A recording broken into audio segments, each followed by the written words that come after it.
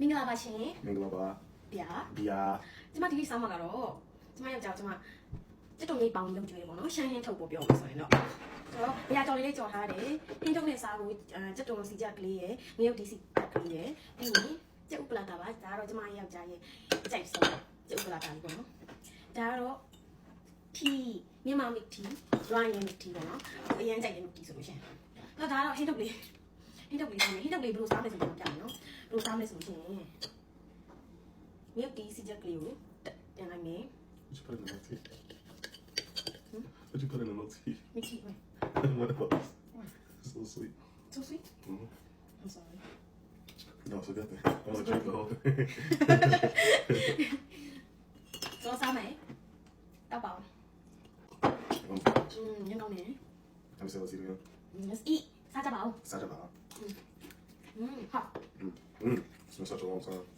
မစားကြပြီဆက်ဆက်ကလေးနဲ့ချက်တုံစီတက်ကြက်ကလေးလေအဲ့လိုတက်စားအောင်လေအဲ့လိုချက်တုံနဲ့ချက်ကလေးရဲ့ဆက်ဆက်ကလေးဂျူးမြစ်တော့မှတော့မရှိဘူးနော်ဆိုတော့ရှိတာမစားရဆိုစားကြပါဦးအဲ့လိုပါစီ Yeah, chili. It's so good.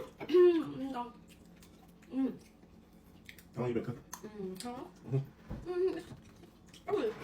好上 Only an hour? No. အမေ What's this?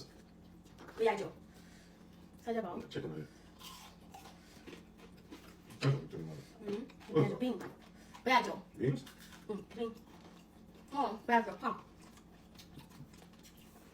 它是 My favorite. You already know.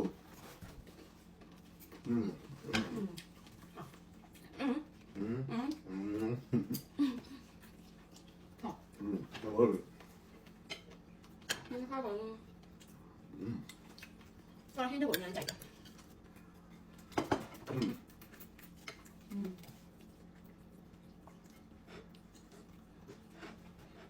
စားကြပါဦးစားကြပါအောင်ချင်း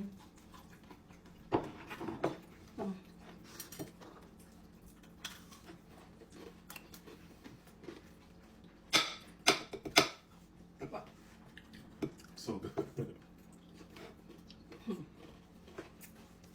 Yeah, it's healthy.